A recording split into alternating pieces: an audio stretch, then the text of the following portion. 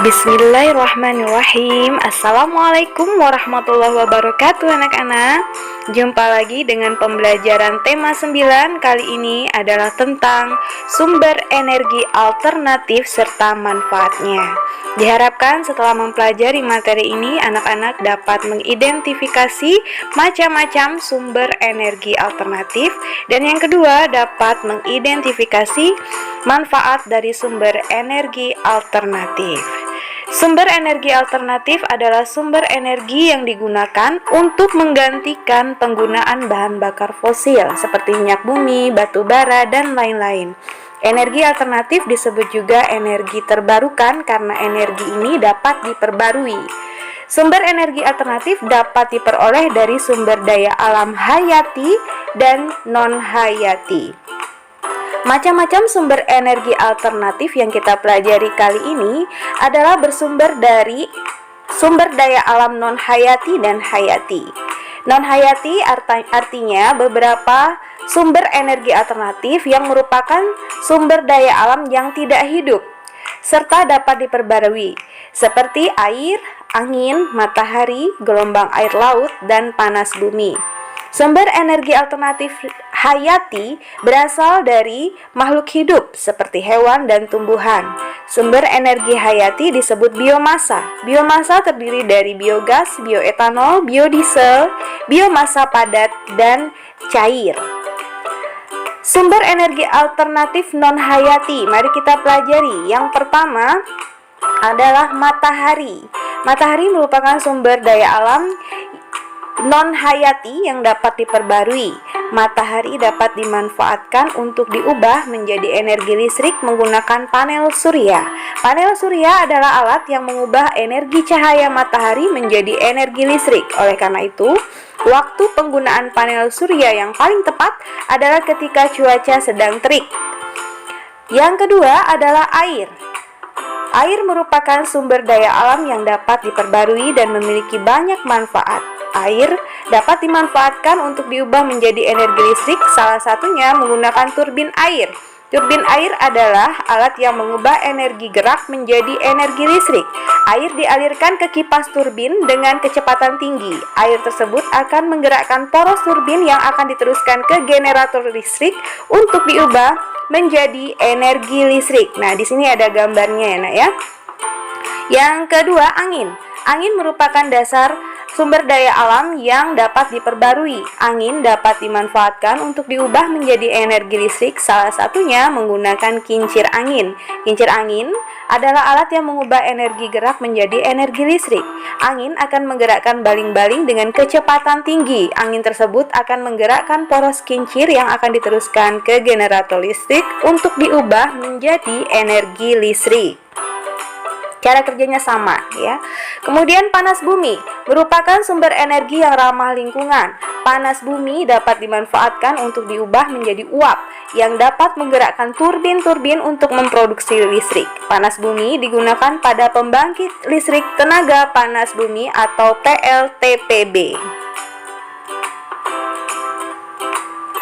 Gelombang laut. Gelombang laut merupakan sumber energi alternatif non-hayati. Gelombang laut dimanfaatkan untuk menggerakkan turbin. Turbin ini lantas dihubungkan dengan generator sehingga bisa menghasilkan energi listrik. Jadi cara kerjanya sama ya dengan kincir angin, kincir air.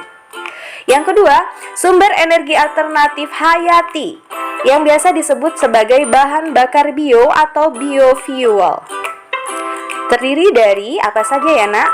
Yang pertama adalah bioetanol. Bioetanol adalah sumber energi yang digunakan untuk menggantikan bahan bakar bensin atau premium. Bioetanol dihasilkan oleh tumbuhan seperti singkong, tebu, jagung. Bioetanol dihasilkan dari proses fermentasi gula dari sumber karbohidrat. Yang kedua, biodiesel. Biodiesel adalah minyak yang berasal dari tumbuhan hijau sebagai pengganti bahan bakar solar. Biodiesel termasuk bahan bakar nabati yang terbuat dari kelapa sawit, kelapa, kemiri, jarak, pagar, nyamplung, kapok, kacang tanah, dan masih banyak lagi tumbuh-tumbuhan yang dapat memproduksi bahan minyak nabati.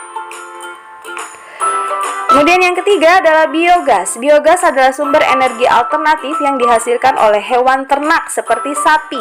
Biogas merupakan energi yang berbentuk gas untuk menyalakan kompor. Biogas dihasilkan dari kotoran hewan yang difermentasi dalam tangki digester. Kemudian yang keempat adalah biomasa. Biomasa adalah sumber energi alternatif yang berasal dari makhluk hidup, baik hewan ataupun tumbuhan. Biomasa padat dan cair berasal dari minyak nabati, serat tumbuhan, sampah, dan limbah kayu pelet yang dicampur dengan bahan bakar fosil ke dalam sumber pembangkit tenaga listrik. Yang ketiga adalah sumber energi alternatif, yaitu energi nuklir. Energi nuklir dihasilkan oleh sebuah reaksi besar yang berasal dari bahan radioaktif yang terjadi pada sebuah bahan reaktor. 1 gram zat radioaktif dapat menghasilkan energi listrik sebanyak 50.000 kWh per jam. Energi nuklir juga tidak menghasilkan gas karbon sehingga bersifat ramah lingkungan. Hal ini menjadi dasar bahwa energi nuklir sangat cocok untuk dijadikan energi penghasil listrik. Berikut ini adalah syarat yang merupakan kelebihan dari energi alternatif dan kekurangan dari energi alternatif. Kelebihan atau syarat energi alternatif yang pertama adalah energi terbarukan, tidak terjadi krisis atau kelangkaan. Yang kedua, ramah lingkungan. Yang ketiga, sumber energinya gratis, tersedia di alam, dan pasokannya melimpah. Itu adalah syarat dari energi alternatif yang bisa dijadikan energi alternatif.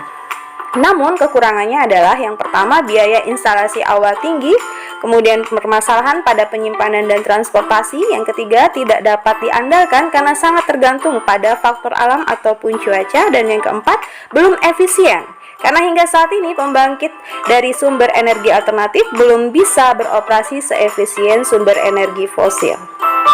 Nah, demikianlah anak-anak beberapa syarat ataupun kelebihan dari energi alternatif maupun kekurangan dari energi alternatif.